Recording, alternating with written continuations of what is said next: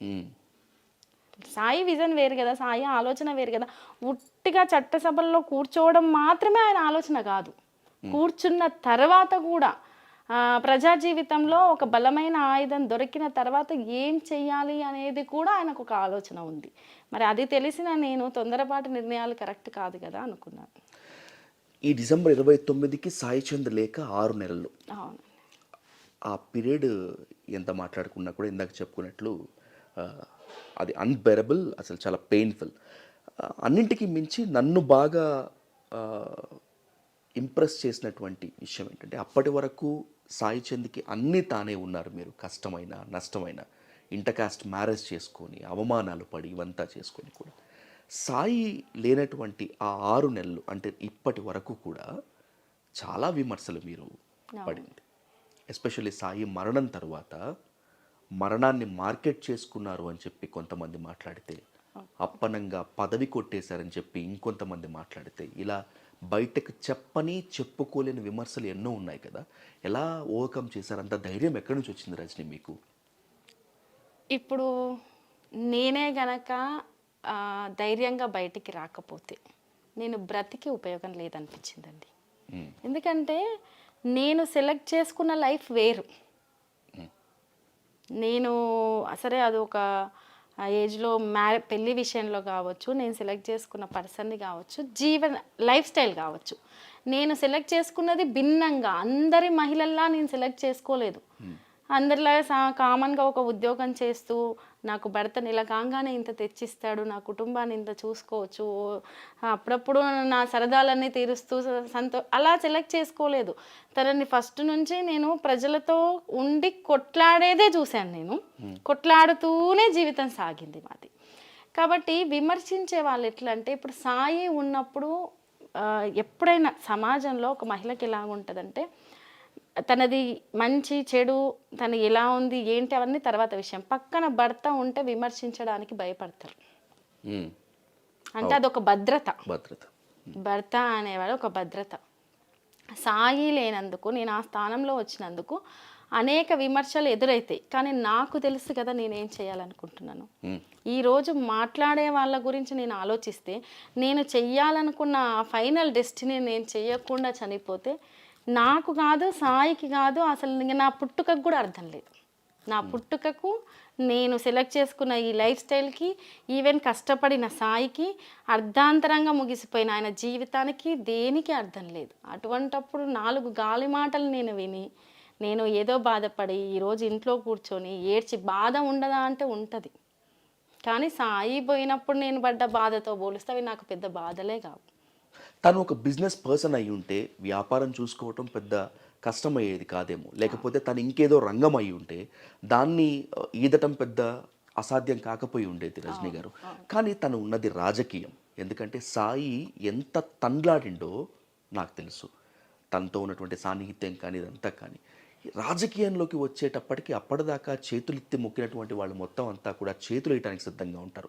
ఎవరు ఒప్పుకున్నా ఒప్పుకోకపోయినా కూడా వాస్తవం. యాజ్ యూ సెడ్ దట్ ఒక సింగిల్ విమెన్ ఉంటే ఇవన్నీ ఫేస్ చేయాలి కదా. ఇవన్నీ ఫేస్ చేయాలి అని మీరు అనుకున్నప్పుడు ఏమనిపించింది? అసలు ఆ టైం ఏంటి? ఆ సెకండ్ నాకు అసలు మామూలు అంటే ఏంది ఇది అర్థం కాలేదండి నాకైతే.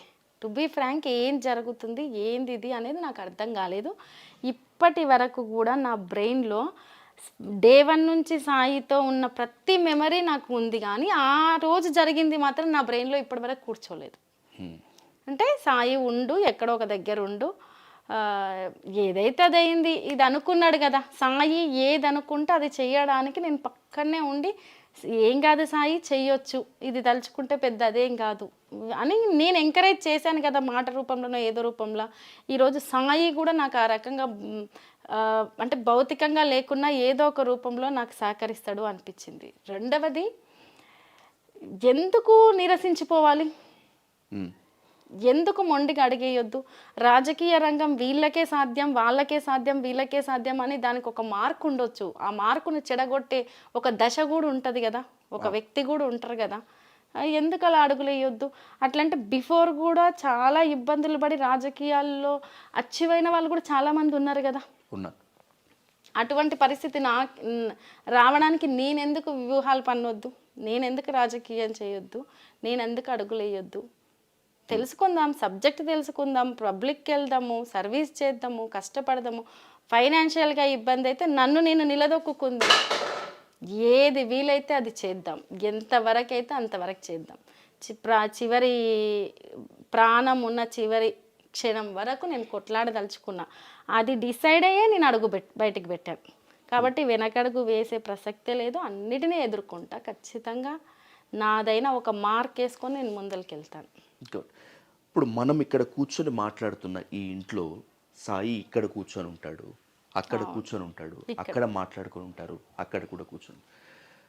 మీరు ఓవర్కమ్ చేయటం అనేటువంటిదే ఒక పెద్ద పీరియడ్ అనుకుంటే రజనీ గారు, పిల్లలు సాయిని మిస్ అవ్వటము, డాడీని కోల్పోవటం అనేటువంటిది ఇంకా అది దుఃఖ పరిణామము.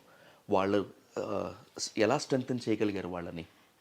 స్ట్రెంగ్త్ అంటే మీరు నమ్మినా నమ్మకపోయినా, అంటే నేను ఇంకా బయటికి ఎందుకని ఈరోజు వరకు చెప్పలే, కానీ పాపకు ప్రతి 10 డేస్కి ఒకసారి ఫీవర్ వస్తుందండి. అంటే ఏదో హెల్త్ సిక్ అయ్యి అదని కాదు, తను ఇంటర్నల్గా నాన్న రావట్లేడనో ఏదో మొత్తానికి కొంచెం డిస్టర్బ్ అయిపోయి బాబుకు నిరంతరం అంటే ఏదో ఒక సందర్భంలో, ఇక ఫాదర్ అంటే ఫాదర్ బాండింగ్ ఎట్లుంటుందో అందరికీ తెలిసిందే. అందులోనూ సాయి పిల్లల్ని చాలా బాగా చూసుకుంటాడు. మా పిల్లల్ని అని కాదు, కొంచెం చిన్న పిల్లలతో ఎక్కువ కలిసిపోయే మనస్తత్వం, మా పిల్లల్ని ఇంకా బాగా చూసుకునే మనస్తత్వం. చాలా ఇబ్బంది అవుతుంది, చాలా ఇబ్బంది పడుతున్నాం, కానీ సెట్ చేయాలి వాళ్ళకి. ఒక సింగిల్ పేరెంట్గా ఉన్న వ్యక్తులకు తెలుస్తుంది ఆ బాధ ఏంటో. అది ఇంకా మనం మాట్లాడుకున్నంత సులభం కాదు, కానీ నేను ప్రాక్టికల్గా వాళ్ళతో ఎక్కువ వీలైనంత స్పెండ్ చేస్తున్నాను. వీలైనంత సాయికి సంబంధించిన ఏదైనా విషయాలు ఎత్తనివ్వకుండా ఆడుతూ ఉంటూ అలా డైవర్ట్ చేస్తూ ఉన్నాను. చేద్దాం నిదానంగా, అంటే లైఫ్ టైం మొత్తం పడుతుంది ఇది. ఎప్పుడో ఒకప్పుడు తలుచుకుంటూ ఉంటారు, నేను కవర్ చేస్తూ ఉండాలి. నేనున్నా అన్న ధైర్యాన్ని పెద్దగైనాక కూడా నింపుతూ ఉండాలి. అదొక ఛాలెంజ్.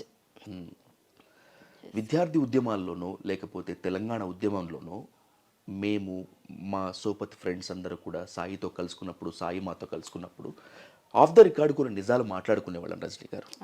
అంటే రాజకీయంలో కులం ఏ విధంగా పాత్ర పోషిస్తుంది, కులాన్ని బట్టి అవకాశాలు ఇవంతా కూడా ఆఫ్ ద రికార్డ్. తనే పార్టీ ఏదైనా అయి ఉండొచ్చు, మేము ఆ పార్టీతో ఉండొచ్చు, డిఫర్ అవ్వచ్చు, ఈ నిజాలు కొన్ని మాట్లాడుకునేవాళ్ళం.